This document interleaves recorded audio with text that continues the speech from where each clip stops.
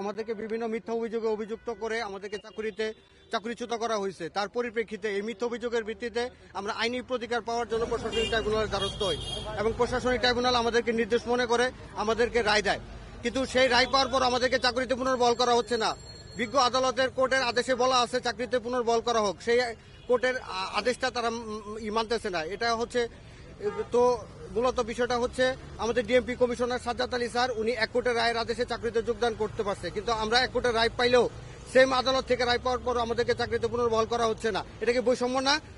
সংবিধানের 27 অনুচ্ছেদে স্পষ্ট করে বলা আছে যে আইনের চোখে সবাই সমান। ওনার জন্য কি আলাদা আইন, আমাদের জন্য কি আলাদা আইন? তাহলে এখানে রাষ্ট্রীয় নাগরিকের সম অধিকার প্রতিষ্ঠা হলো না। আমরা এই বৈষম্য চাই না।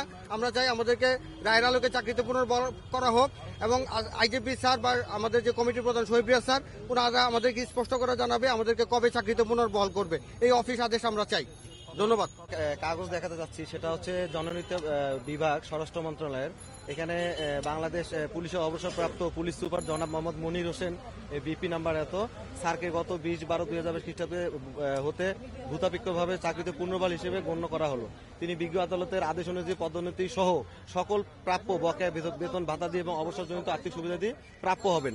কিন্তু সেম কোর্ট থাকে আমরা সবাই গত সরকারের আমলে, স্বৈরাচারী সরকারের আমলে আমরা বিভিন্ন মিথ্যা অভিযোগে যারা চাকরিচ্যুত হয়েছি তাদেরকে আমরা 2200 পুলিশ টোটাল, সেখান থেকে 661 জন আমরা সেম কোর্ট থেকে রায় প্রাপ্ত হওয়ার পরেও, একাধিক রায় প্রাপ্ত হওয়ার পরও আমাদেরকে চাকরিতে পুনর্বহাল করতেছে না। এবং গত 5 মাস আগে আমরা পুলিশ হেডকোয়ার্টারে জনাব মোহাম্মদ সৈয়দ রিয়াজ আলম স্যারকে, মাননীয় স্যারকে আমাদেরকে দরখাস্ত দিয়েছিলাম।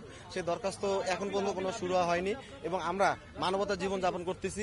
সেম কোর্ট থেকে সাজ্জাদ আলী স্যার, আমাদের মাননীয় সাজ্জাদ আলী স্যার এবং মাননীয় আইজিপি মহোদয় স্যার রায় পেয়েছে, তারা মানবতার পুলিশ।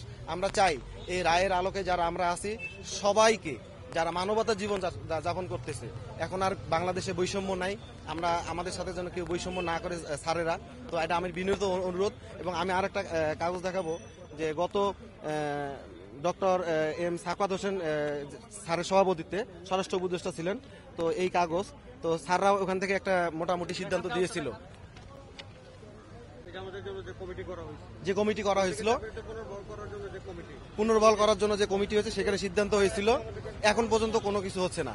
তো আমার কথা হচ্ছে যে আমরা যারা বাংলাদেশের সর্বোচ্চ জায়গা হচ্ছে মহামান্য কোর্ট, বিজ্ঞ আদালত, সেখান থেকে আমরা রায় পাওয়ার পরেও কিন্তু আমরা যোগদান করতে পারতেছি না। খুবই মানবতার জীবনযাপন করতেছি, সংসার পরিজন বাবা মা নিয়ে। আমি রিকোয়েস্ট করব স্যারদেরকে যে আমরা তাদের সন্তানের মতো, তাদের পরিবারের একটা অংশ, আমি রিকোয়েস্ট করব স্যার আমাদেরকে পুনর্বহাল করুন। মামলায় আমরা জিতছি, জেতার পরে আমাদেরকে চাকরিতে পুনর্বহাল করা হয় না, আমাদেরকে আরো আইনের বেড়াজাল আমাদের আটকে রাখা হয়। এর পরবর্তীতে আপিল ডিভিশন, সুপ্রিম কোর্টে আমাদেরকে আপিল করা হয়। তো আমরা এখানে আসছি যে 5 আগস্টের পরে আমরা একটা আন্দোলন করছিলাম। সাবেক আইজিপি স্যারের আশ্বস্ত করেছিল আপনারা আবেদন জমা দেন, আপনাদেরকে চাকরিতে পুনর্বহাল করা হবে। তো 5 আগস্টের পরে আবেদন করছি, এখন 5 মাস অতিবাহিত হয়েছে, আমাদের কোনো রেজাল্ট দেয়নি। এবং আমরা এখানে দাঁড়াইছি আইনের সুবিচার পাওয়ার জন্য। আপনি জানেন যে আমাদের বর্তমান মাননীয় ডিএমপি কমিশনার স্যার যে রায়ের এগেনস্টে চাকরিতে যোগদান করছে, এটি মামলা রায়, অর্থাৎ প্রশাসনিক ট্রাইব্যুনালের মামলা রায়, ওই রায় আমি 4 বছর আগে পাইছি এবং আমাদের এরা আছে তারা অনেকে 7-8 বছর আগে পাইছে। তো আমরা চাই যেহেতু বাংলাদেশে বৈষম্যহীন বাংলাদেশ, এখানে আইন সবার জন্য সমান, সংবিধানের 27 অনুচ্ছেদ অনুযায়ী আছে এটা। তো উনি যদি একটা রায়ের এগেনস্টে পাইতে পারেন, আমি কেন পাবো না? আমাদেরকে পুনর্বহালের আশ্বাস দিয়ে পুনর্বহালের কমিটি গঠন করে, সরকারের পক্ষ থেকে পুনর্বহালের উদ্দেশ্যে কমিটি গঠন করে, সেই কমিটি 5 মাস যাবত আমাদের ব্যাপারে কোনো সিদ্ধান্ত জানায়নি। আমাদেরকে পুনর্বহালের বিভিন্ন টাইমলাইন দিচ্ছে, মানে আমাদেরকে পুনর্বহালে তাদের কোনো সদিচ্ছা তারা দেখাচ্ছে না।